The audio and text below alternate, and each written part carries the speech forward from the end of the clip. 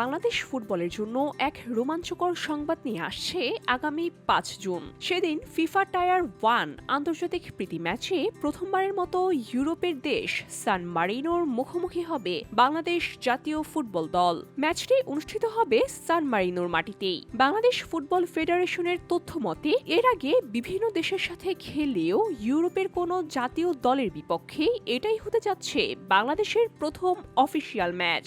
একই সঙ্গে এটি হবে ইউরোপের মাটিতে বাংলাদেশের ফুটবলারদের জন্য প্রথম কোনো আন্তর্জাতিক ম্যাচ খেলার দারুণ অভিজ্ঞতা। যদিও বাফুফে এটিকে প্রথম হিসেবে দাবি করছে, তবে ইতিহাসের পাতায় ২০০০ সালের একটি ভিন্ন তথ্য পাওয়া যায়। সাবেক কোচ হাসানুজ্জামান বাবলুর স্মৃতিচারণ অনুযায়ী ২০০০ সালে লন্ডনের নিউ ক্যাসেলে ভারতের বিপক্ষে একটি প্রীতি ম্যাচ খেলেছিল বাংলাদেশ। বাইচুং ভুটিয়ার নেতৃত্বাধীন ভারতের কাছে সেই ম্যাচে ১-০ গোলে হেরেছিল লাল সবুজের দল, যেখানে গোলরক্ষক হিসেবে ছিলেন আমিনুল হক।